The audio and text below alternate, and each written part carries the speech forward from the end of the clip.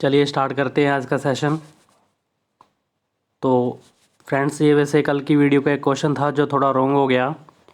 Question ये था कि ये दो गोलों में प्रत्येक आपको द्रव्यमान दिया था 10 किलोग्राम, ठीक है, और दूरी आपको 100 मीटर दी थी और गुरुत्वाकर्षण बल आपको ज्ञात करना था। ये किस प्रकार ज्ञात करते हैं, इसका जो है आंसर कुछ और आएगा, थोड़ा चेंज है, मैं आपको बताता हूँ कैसे आएगा।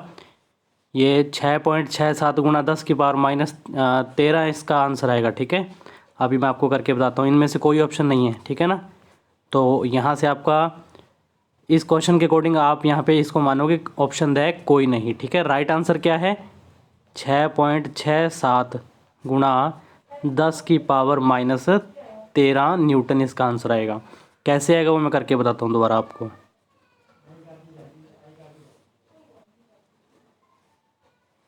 देखिए सूत्र होता है F is equal to G m1m2/r², ठीक है ना।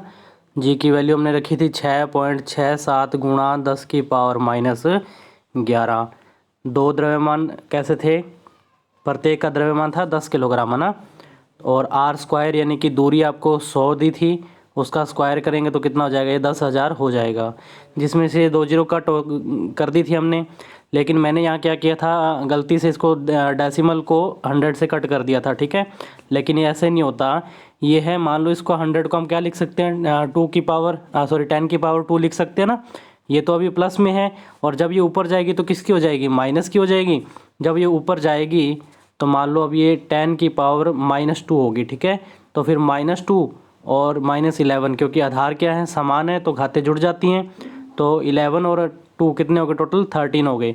तो इस कारण इसका जो आंसर आएगा फ्रेंड्स, वो था आपका कितना, इसका आंसर आएगा 6.67 मल्टीप्लाई 10 की पावर माइनस 13 न्यूटन इसका आंसर आएगा, ठीक है।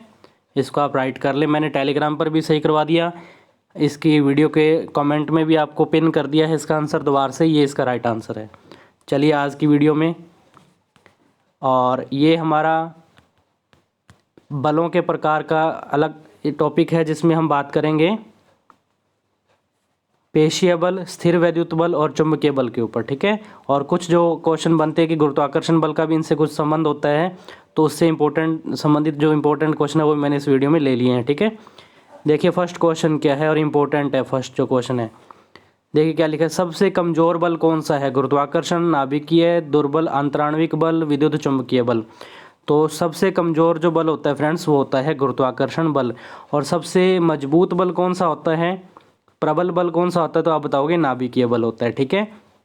दो क्वेश्चन हो गए। तीसरा क्वेश्चन इसी में ये बनता है कि प्रकृति के मूल बल कौन से हैं, तो ये चारों के चारों प्रकृति के क्या है, मूल बल हैं, गुरुत्वाकर्षण, नाभिकीय, दुर्बल अंतराण्विक और विद्युत चुंबकीय बल, ठीक है भाई। नेक्स्ट क्वेश्चन देखिए, इंपॉर्टेंट है। गुरुत्वाकर्षण हमेशा आकर्षण प्रकृति का होता है, आकर्षण व प्रतिकर्षण प्रकृति का होता है, प्रतिकर्षण प्रकृति का होता है, इनमें से कोई नहीं। तो ध्यान रखना, गुरुत्वाकर्षण बल हमेशा आकर्षण प्रकृति का ही होता है, ना कि दोनों का, ठीक है ना। आकर्षण प्रकृति का इसको मानते हैं हम कि गुरुत्वाकर्षण बल जो होता है हमेशा आकर्षण प्रकृति का होता है। नेक्स्ट ऑप्शन देखो, क्वेश्चन क्या है, बाल्टी को खींचने में किस बल की आवश्यकता होती है। जब हम कुएं में से ना बाल्टी वगैरह खींचते हैं पानी से भरकर, तो उसको खींचने में कौन सा बल लगता है, पेशीय बल, स्थिर वैद्युत बल, घर्षण बल या गुरुत्वाकर्षण बल।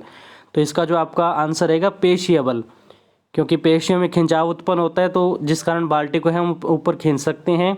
तो इसका आंसर रहेगा आपका पेशीय बल, ठीक है ना। मांसपेशियों में खिंचाव आता है, तो इस मूवमेंट के कारण जो बल उत्पन्न होता है उसको हम बोलते हैं पेशीय बल। चलो नेक्स्ट क्वेश्चन, दो द्रव्यमानों में अंतर के कारण कौन सा बल उत्पन्न होता है, तो स्थिर वैद्युत बल, गुरुत्वाकर्षण बल, दोनों इनमें से कोई नहीं। तो केवल अंतर से जो बल उत्पन्न होता है, द्रव्यमानों में अंतर से जो बल उत्पन्न होता है उसका नाम क्या है, गुरुत्वाकर्षण बल। यानी कि गुरुत्वाकर्षण बल की उत्पत्ति किससे होती है, दो द्रव्यमानों में अंतर के कारण ये उत्पन्न होती है फ्रेंड्स, ये इसका राइट आंसर रहेगा। सारे के सारे इंपॉर्टेंट क्वेश्चन हैं, इनको दोबारा से आप रीड करें। देखिए, यदि आवेश स्थिर हो और इसके द्वारा अन्य वस्तुओं को आकर्षित या प्रतिकर्षित करना कहलाता है चुंबकत्व, स्थिर विद्युत की, दोनों या इनमें से कोई नहीं। तो स्थिर आवेश की जब बात करते हैं तो इसके लिए जो स्टडी की जाती है उस ब्रांच को हम बोलते हैं स्थिर विद्युतिकी, ठीक है ना। स्थिर आवेश के द्वारा जब किसी अन्य वस्तु को आकर्षित या प्रतिकर्षित किया जाता है तो इसकी स्टडी को हम बोलते हैं, या इसको क्या कहते हैं, स्थिर विद्युतिकी कहते हैं। नेक्स्ट, संरक्षी बल के उदाहरण हैं गुरुत्वाकर्षण बल, स्थिर वैद्युत बल, दोनों और कोई नहीं। तो फ्रेंड्स ये इंपॉर्टेंट क्वेश्चन है, संरक्षी बल, ठीक है ना। तो ये दोनों के दोनों किसके उदाहरण हैं, संरक्षी बल के उदाहरण है फ्रेंड्स। क्या होता है संरक्षी बल, जब किसी वस्तु को ए पॉइंट से, मान लो हमें ए पॉइंट से कोई वस्तु को बी पॉइंट तक लेके जाना है फ्रेंड्स, ठीक है ना। तो इसके लिए जो कार्य करना पड़ेगा, मान लो इस पथ से लेके गए, ये पथ हो गया और एक ये वाला पथ हो गया, 3 पाथ से जो है किसी वस्तु को ए बिंदु से बी बिंदु तक लेके जाना है। यदि तीनों स्थितियों में जो कार्य है वो बराबर लगता है, ठीक है ना, कार्य बराबर किया जा रहा है, तो इसमें जो बल होगा वो संरक्षी बल होगा, ठीक है। कहने का मतलब जो संरक्षी बल है वो पथ पर निर्भर नहीं करता, ठीक है, पथ पर निर्भर नहीं करता। इसके अलावा हम बात करें जो गतिज ऊर्जा है, एक दूसरा पॉइंट इसमें क्या बनता है, मान लो ए बिंदु से बी बिंदु तक किसी वस्तु को लेके जाना है, तो यहाँ ये जो गतिज ऊर्जा है जब वापस उसी वस्तु को ए बिंदु तक लाया जाता है तो दोनों स्थितियों में अगर गतिज ऊर्जा रहती है 0, यानी कि गतिज ऊर्जा के मान में कोई परिवर्तन नहीं आता, तो उस स्थिति में जो बल होता है वो भी कौन सा बल होता है, संरक्षी बल होता है, ठीक है ना। तो ये कुछ उदाहरण है संरक्षी बल के। तो दोनों ही किसके, ये गुरुत्वाकर्षण और स्थिर वैद्युत बल किसके उदाहरण है, संरक्षी बल के उदाहरण है। नेक्स्ट, असंरक्षी बल का उदाहरण, जैसे संरक्षी बल था जस्ट उसका उल्टा क्या हो जाएगा, असंरक्षी बल होगा, ठीक है ना। उसमें कार्य जो है बराबर नहीं होगा और गतिज ऊर्जा में क्या आएगा, परिवर्तन आएगा। तो इसको बोलते हैं हम असंरक्षी बल। और इसके उदाहरण जो हैं घर्षण बल, श्यान बल, दोनों या इनमें से कोई नहीं। तो ये दोनों ही उदाहरण किसके हैं, असंरक्षी बल के उदाहरण है फ्रेंड्स। नेक्स्ट क्वेश्चन है और इम्पोर्टेंट है, देखिए क्या है, स्थिर वैद्युत बल और गुरुत्वाकर्षण बल में समानताएं नहीं है। आपको बताना है कि इसमें से कौन सी समानता नहीं है स्थिर वैद्युत बल और गुरुत्वाकर्षण बल के मध्य है। तो दोनों बल निर्वात में भी लगते हैं, बिल्कुल सही बात है। दोनों केंद्रीय बल नहीं है, दोनों संरक्षी बल है, दोनों व्युत्क्रम के नियम का पालन करते हैं। तो समानता नहीं पूछी है तो ये जो है इसका रॉन्ग आंसर इसके अकॉर्डिंग बनता है ऑप्शन बी, ठीक है ना। इन्होंने पूछा समानता कौन सी नहीं है, यानी कि असमानता की बात हो रही है। तो दोनों केंद्रीय बल नहीं है, ये गलत स्टेटमेंट है। यहाँ तक कि स्थिर वैद्युत बल और गुरुत्वाकर्षण बल ये दोनों कैसे होते हैं, केंद्रीय बल होते हैं, ठीक है ना, केंद्र में बल लगता है। तो ये ना कि इन्होंने कह दिया केंद्रीय बल नहीं है, तो स्टेटमेंट रॉन्ग हो गई आपकी, ठीक है ना। चलिए अगला क्वेश्चन, निम्न में से असत्य कथन है, असत्य कथन, गुरुत्वाकर्षण बल सदैव आकर्षण बल होता है, स्थिर वैद्युत बल आकर्षण व प्रतिकर्षण दोनों का कार्य करता है। और ऑप्शन स है हमारे पास कि स्थिर वैद्युत बल का मान आवेशों के बीच माध्यम पर निर्भर करता है, गुरुत्वाकर्षण बल का मान पिंडों के बीच माध्यम पर निर्भर करता है। तो इनमें से आपको असत्य कथन बताना है। तो इसका जो आपका आंसर रहेगा फ्रेंड्स वो होगा ऑप्शन स और द में से कोई एक है। ए और ब दोनों ऑप्शन बिल्कुल करेक्ट है, आप इनको दोबारा रीड करना। चारों ही ऑप्शन क्या हैं, अपनी लाइन जो है इनकी इंपॉर्टेंट है, क्वेश्चन बन सकता है इन पे, ठीक है। तो इन दोनों में से जो राइट आंसर आपका क्या होगा कि ये जो है ऑप्शन द, ये असत्य कथन है। इन्होंने कहा है कि जो गुरुत्वाकर्षण बल का मान पिंडों के बीच माध्यम पर निर्भर करता है, नहीं करता, कहने का मतलब, ठीक है ना। क्वेश्चन के अकॉर्डिंग ये स्टेटमेंट रॉन्ग है, असत्य कथन है, आपका ऑप्शन द सही होगा क्वेश्चन के अकॉर्डिंग, यानी कि निर्भर नहीं करता ये आना चाहिए था यहाँ पे। ताप बढ़ाने पर चुंबकत्व बढ़ जाता है, घट जाता है, ताप पर निर्भर करता ही नहीं है, या इनमें से कोई नहीं। तो ताप बढ़ाने पर चुंबकत्व घट जाता है फ्रेंड्स, क्या रहेगा इसका आंसर, घट जाता है।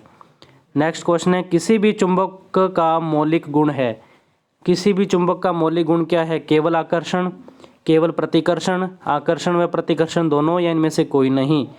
तो मौलिक गुण पूछा है आपसे फ्रेंड्स, अगर सीधा पूछे कि किसी चुंबक का गुण क्या है फिर तो आपका आंसर आता आकर्षण व प्रतिकर्षण दोनों। लेकिन अब इन्होंने मौलिक गुण पूछा है, यानी कि आप कैसे पहचान करेंगे कि कोई पदार्थ चुंबकीय है या नहीं है, ठीक है ना, कि वो चुंबक है या नहीं।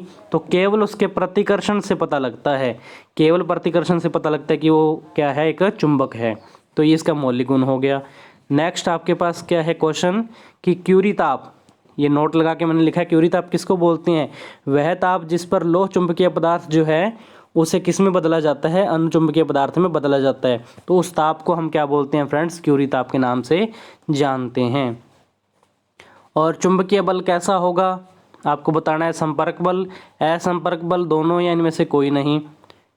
तो ध्यान रखना कि ये जो चुंबकीय बल होता है ये होता है असंपर्क बल होता है, ठीक है ना।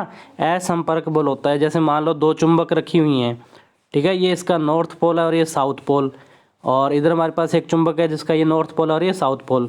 देखो इनके बीच में गैप है, फिर भी एक दूसरे से क्या हो रहा है, आकर्षित हो रहा है, ठीक है ना। गैप होने के बावजूद भी संपर्क में नहीं है, तो फिर भी इनके बीच में आकर्षण बल लग रहा है। तो ये किस प्रकार का बल हो गया, असंपर्क बल हो गया हमारे पास, ठीक है। तो इसका राइट आंसर रहेगा ऑप्शन बी, असंपर्क बल।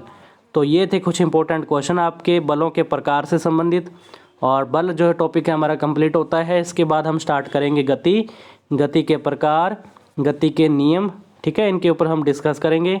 मिलते हैं नेक्स्ट वीडियो में नए टॉपिक के साथ, तब तक के लिए धन्यवाद।